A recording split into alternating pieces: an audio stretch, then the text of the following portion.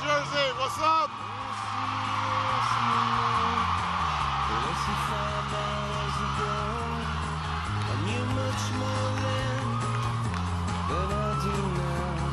How's it going, Newark? Yeah. I am fired up. Oh, I am fired up. I am ready to go. It is good to be back in Jersey. Good to be back. I love you back. I love you. Oh, that's a good-looking crowd right here.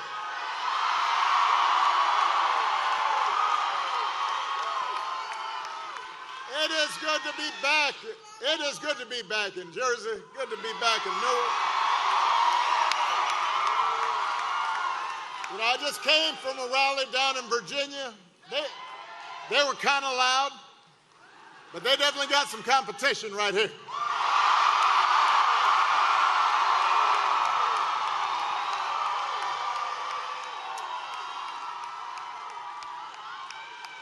Mikie Sherill gets you excited. That's what happens. You also may be a little hopped up on that Halloween candy. I love you back. But you have a candidate worth being excited about. You've got a future governor to be excited about in Mikie Sherill. Now, first things first, we got to handle some logistics here. Just in case you have not heard, if you have not voted yet, tomorrow is the last day of early voting in New Jersey. And if you can't vote early, you've got to make a plan to do it on Election Day, November 4th.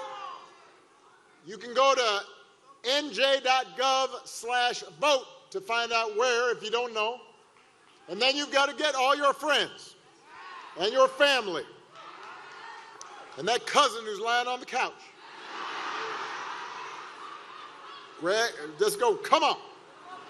Get him off the couch.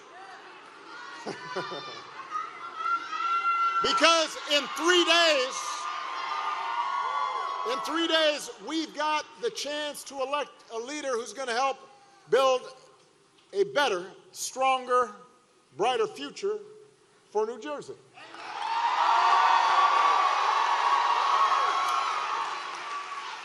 And Lord knows we need that light. We need that inspiration because, let's face it, our country and our politics are in a pretty dark place right now. So it is. It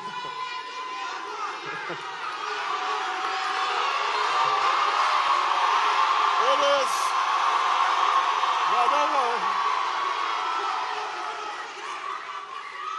It's hard to know where to start because every day this White House offers up a fresh batch of lawlessness and carelessness and mean-spiritedness and just plain old craziness. We've got a president who thinks it's okay to use the Justice Department, just for example, to use the Justice Department to go after his political opponents. And wait. Here's a rule. You can't boo. You got to vote. They won't hear you if you're booing, but they'll hear your vote.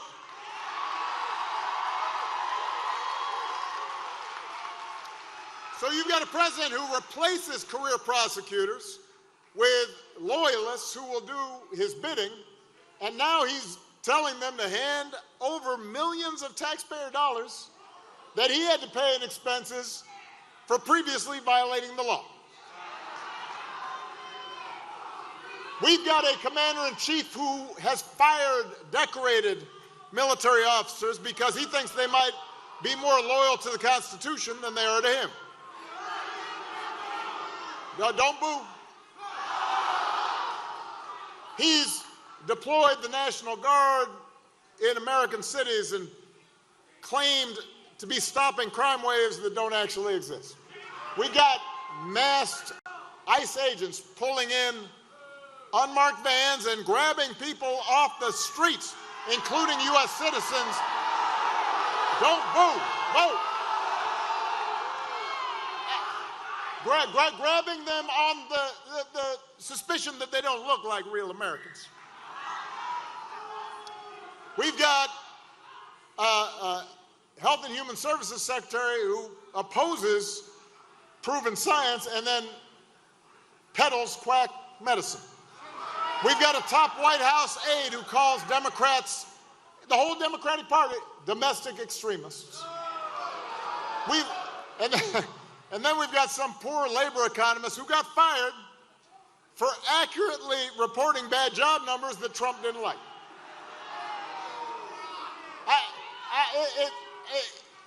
It's like every day is Halloween, except it's all tricks and no treats. And here's the thing, New Jersey. It's not as if we did not see some of this coming. I mean, I'll admit, it's worse than even I expected, but I did warn y'all. I did. And you know what? Donald Trump warned you too. He told you what he was like and how he was going to act. But the fact is, the truth is, right here in New Jersey and all across the country, there were plenty of people who voted for Trump and the Republicans anyway, not because they wanted to give up their right to free speech or because they wanted to see our public health systems torn down, but because they were understandably frustrated with inflation and high gas prices and the difficulty of affording a home, and they were worried about their children's futures. Now, 9 months later, you got to ask yourself, has any of that gotten better? Is the economy working better for you? Because it sure has gotten better for Trump and his family. Since he's been in office, the family crypto business and other ventures have made hundreds of millions of dollars and getting investment from foreign nationals and rich folks looking to stay in the president's good graces. The economy has been really good for some of Trump's billionaire friends. And it's been good for some finance bros and well-connected corporations who've seen their tax bill go down and don't have to worry about all those pesky regulators anymore. But for ordinary families, for you, your neighbors, your friends, costs have not gone down, they've gone up.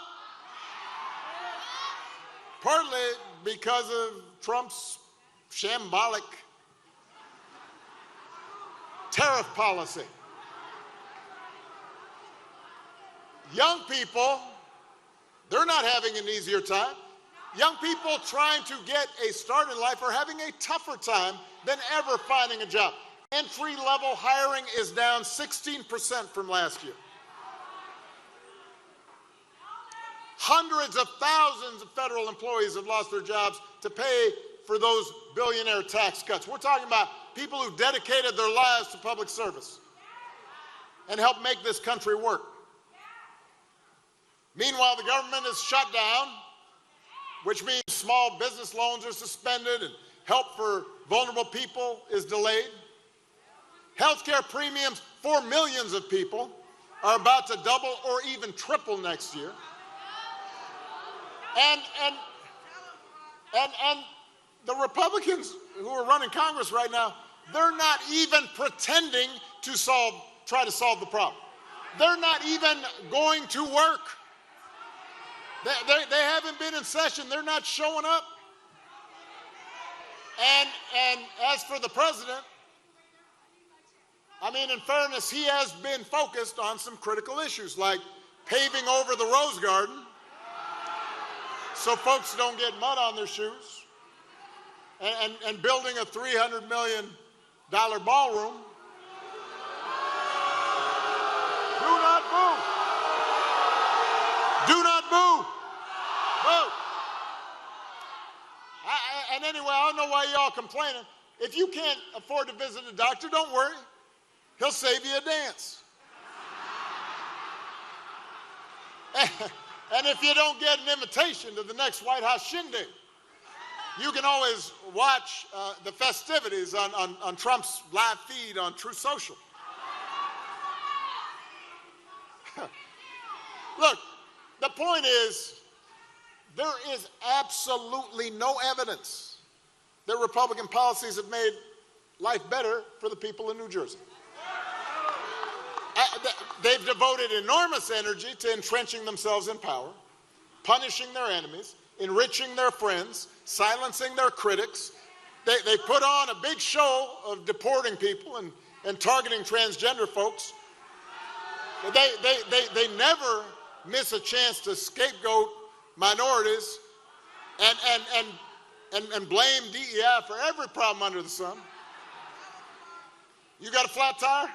Must be DEI. Your wife kicked you out? DEI. Who knew?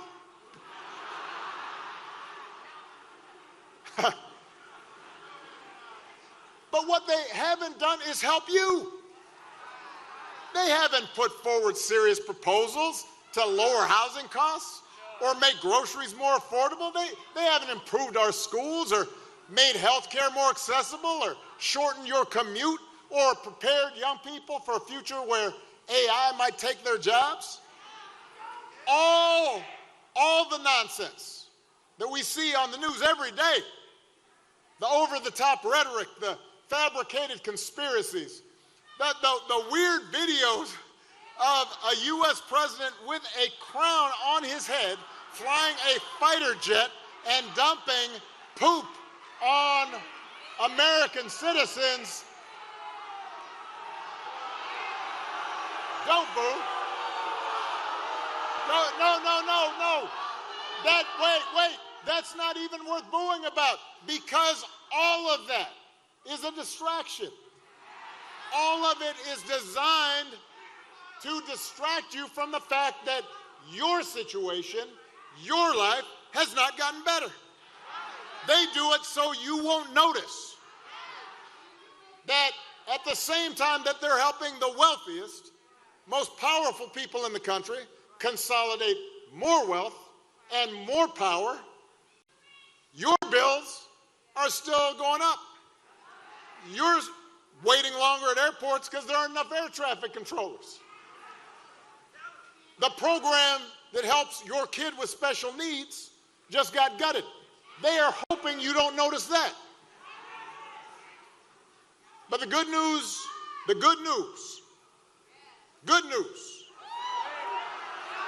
is there is something you can do about it, New Jersey. Right here, right now. Because you've got a candidate for governor who's a proven fighter, who's got a track record of getting stuff done. Somebody who sees you and knows your struggles and will work for you every single day. New Jersey, it's time to point America in a better direction by electing Mikie Sherill as your next governor.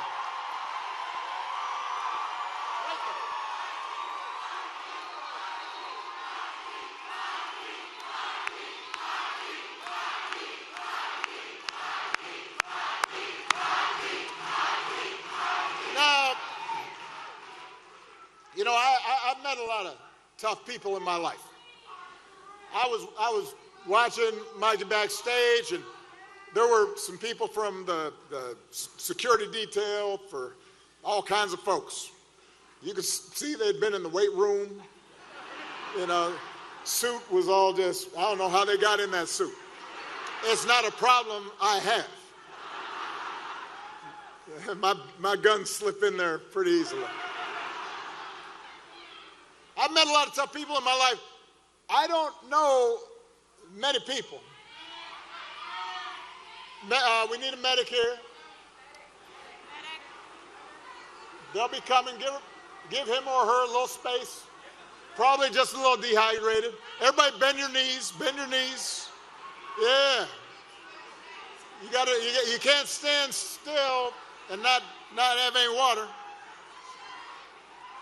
All right, we got some medics coming.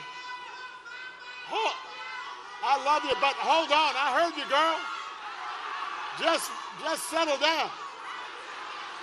I'm here to talk to everybody, not just you.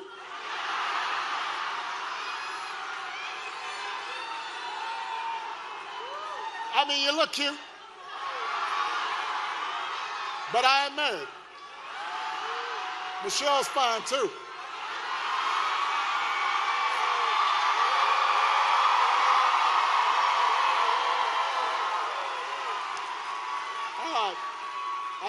I think a medic is coming. So, listen, I don't know many people who started their careers as a Navy helicopter pilot, then went to law school, then became a federal prosecutor, keeping communities safe, and she's doing this while raising 4 kids. And then because apparently that was a little bit too easy, she decides to run for Congress.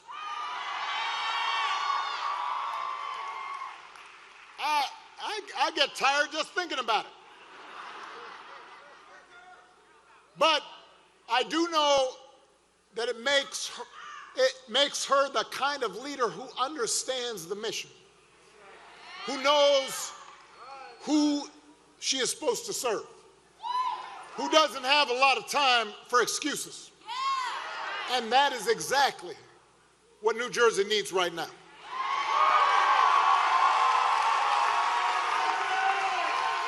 Mikie doesn't just say the right thing. As your governor, she will do the right thing. She understands that government can make a difference in people's lives by educating our kids for the jobs of the future, keeping our air and water clean, protecting consumers from fraud and dangerous products, providing a safety net for seniors and folks with disabilities, investing in the infrastructure and scientific research that drives economic growth. She knows what government can do, but she also knows that good intentions alone are not enough, that we can't afford to waste taxpayer dollars on programs that don't work, and that instead of simply tearing down government, it's her job to make it work better for you.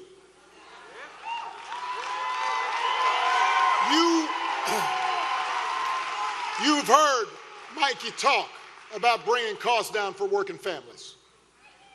Remember how Donald Trump declared a quote-unquote state of emergency so he could put tariffs in place that are now driving up costs for you? A tax on every family in America. On her first day as governor, Mikie will declare a state of emergency to bring costs down, starting with utilities. She's going to create more energy right here in New Jersey because more supply means lower bills. She's going to take on the state's grid operator to stop them from driving up costs. That will affect your pocketbook in a good way. As a mom of 4 kids, Mikie knows what parents see every day. So she's got plans to put more physical and mental health resources in schools. She's going to make tech companies do more to keep kids safe online. She'll invest in high-impact tutoring to get kids who are struggling back on track. And she's going to make sure you can see exactly where your tax dollars are going and whether the programs you are helping to fund actually do what they're supposed to do. Mikie will work with anyone if it helps the people in New Jersey. And she will listen to everyone too, whether they voted for her or not.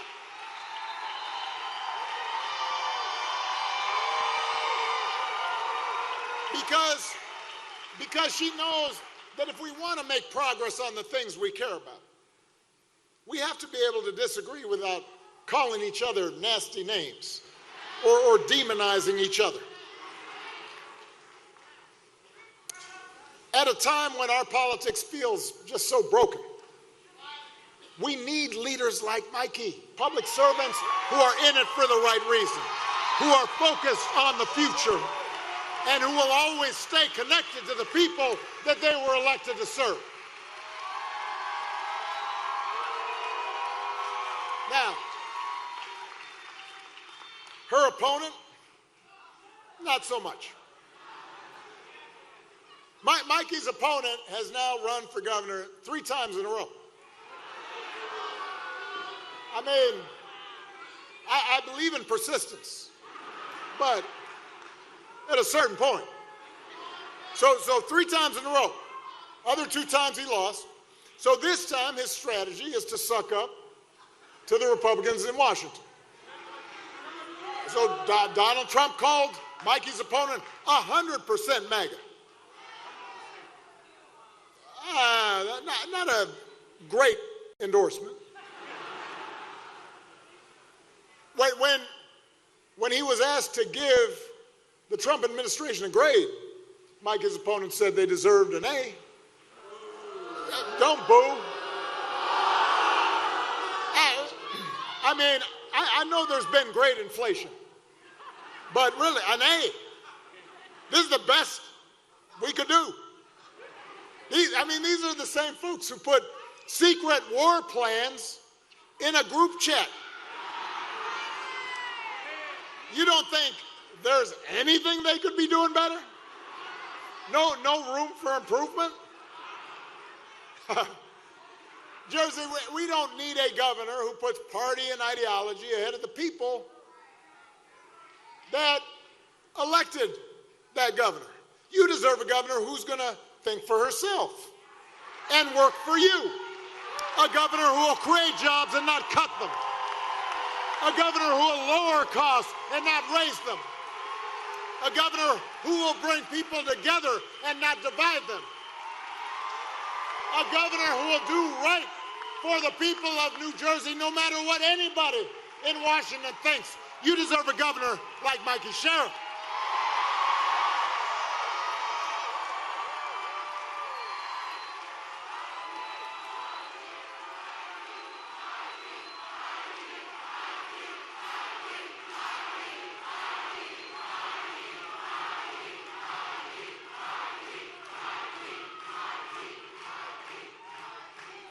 I'm going to bring it down a little bit here. Just for a second. Hold on a second. I hear you, but I want to kind of wrap up with something that I want everybody to think about. At the end of the day, what this election is about, what politics in a democracy is always about, is values. What do we care about? What do we believe? What do we prioritize? What are our core convictions? You know, a lot of people have asked me lately whether I am surprised at the direction the country has taken. And even though I'm the hope and change guy, I want to be honest with them. And so I admit to them that I have cause for deep concern. I admit to them that I'm worried about how quickly basic democratic rules and norms have been weakened.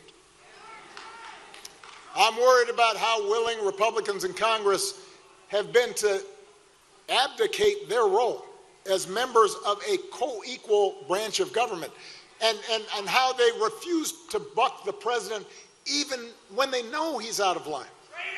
Even when a lot of them privately admit that power is being abused in ways that will hurt their constituents, that will hurt the country.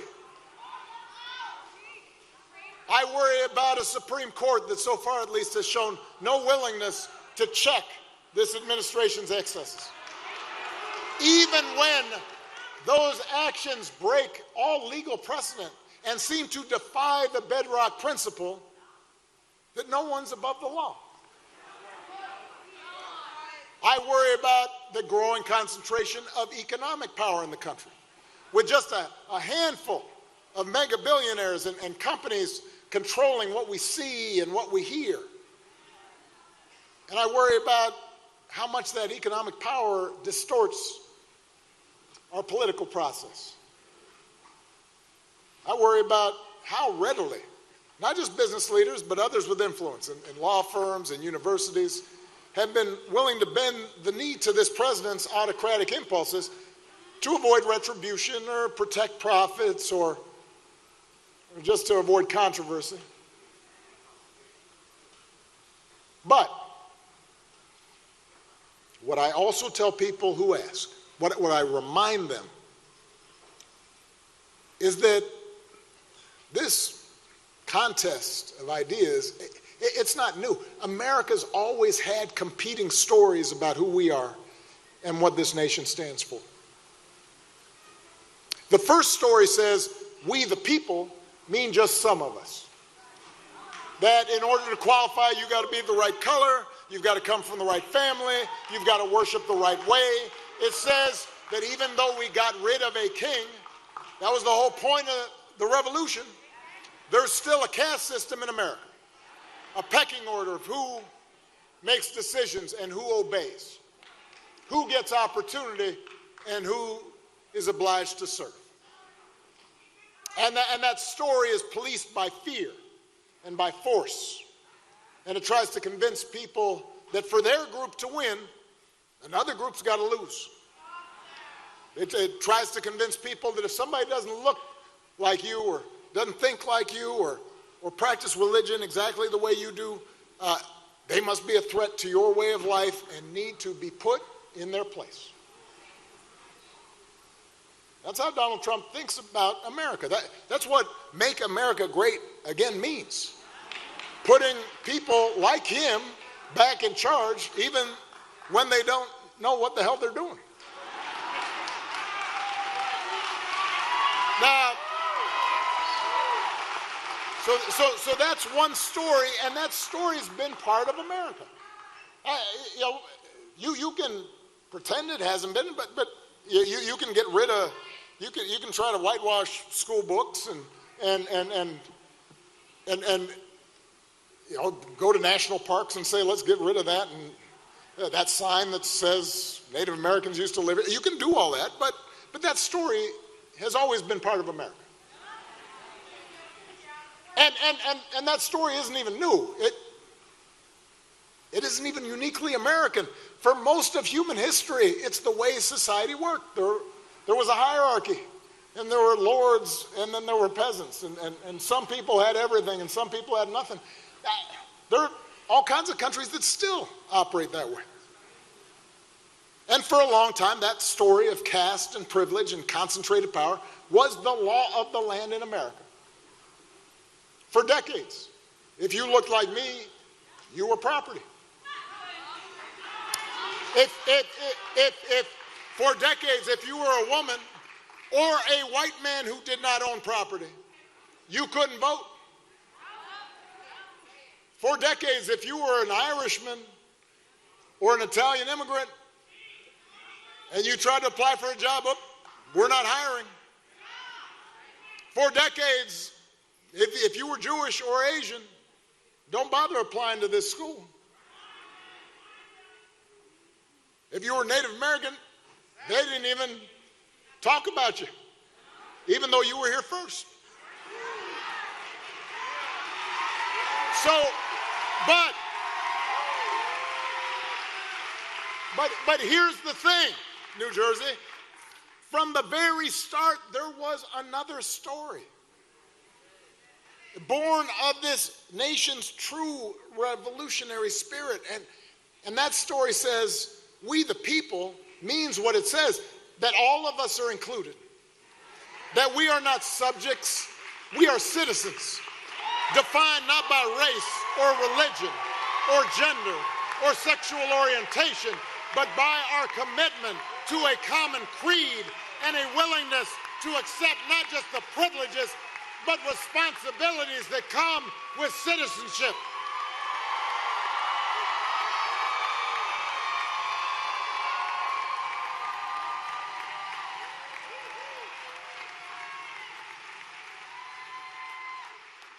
That's what made the American experiment unique. Not just the size of our economy, not just our military might, it was that idea that you could get people from every corner of the globe and they could come here and decide, you know, I pledge allegiance to this flag, I will defend this country, I will make a life for myself here, and we could all get along. That's what made America special.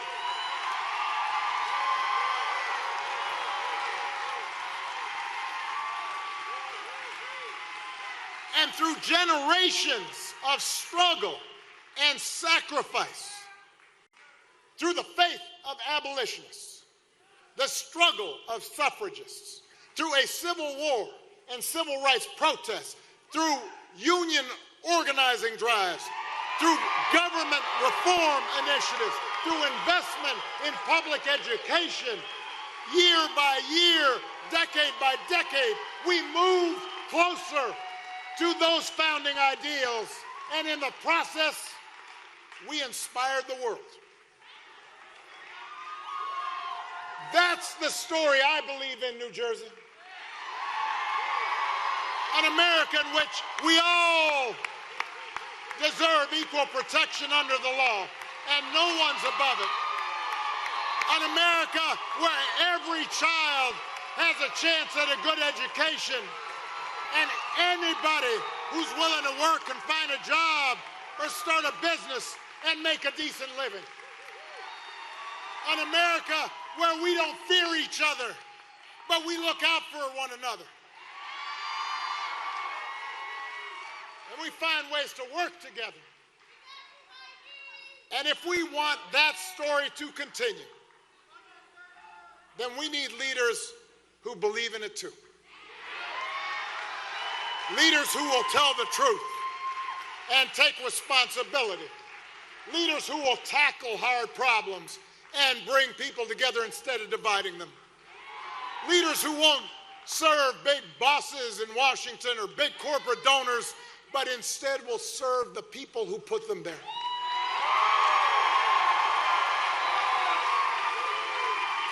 New Jersey, we need leaders like Mikie Sherill.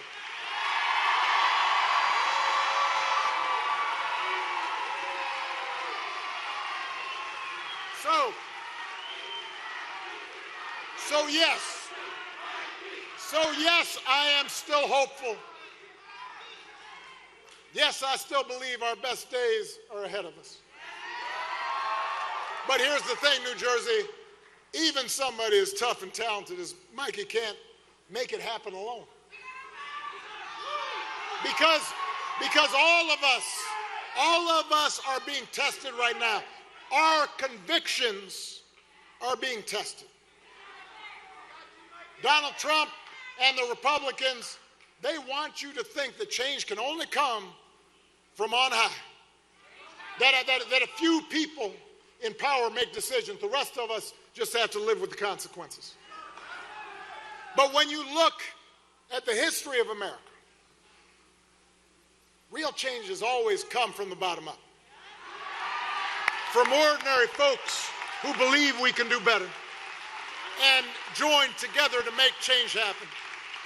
So it's up to all of us as citizens to stand up for the values that we profess.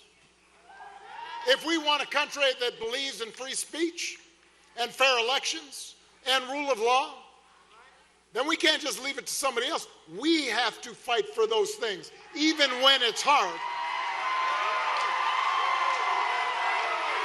If we're opposed to violence against people we disagree with or look a certain way, then we have to speak out when those values are violated. If we believe in honesty and hard work and treating other people the way we want to be treated, we have to model it in our own lives, in our workplaces, in our schools, in our neighborhoods, and our places of worship. And if we want a government that is responsive and honest and competent, that works for the many and not just the few, then we've got to get out there and vote for it.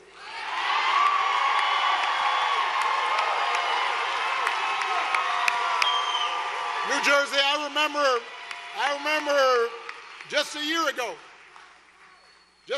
I remember talking to folks who would tell me, this election doesn't matter.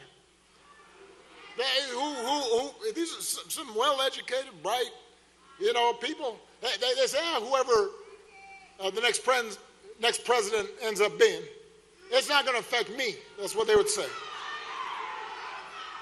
If nothing else, the last 9 months should have cured us of that idea.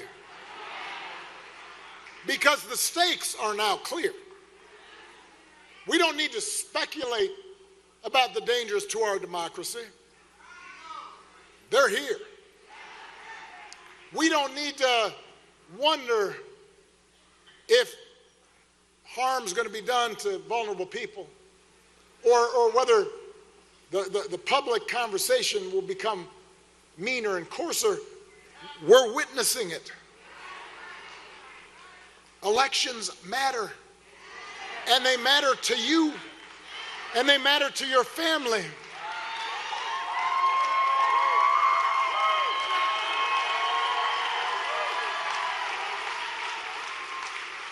We are being tested, and what is remarkable about America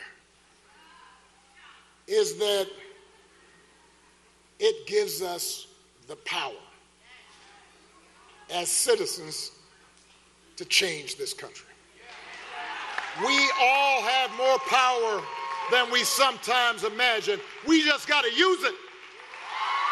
So if you believe in that better story of America, you cannot sit this one out. As citizens, you have to vote for leaders like Mikie who believe in that story too. Leaders who care about your freedom. Leaders who will fight for your rights.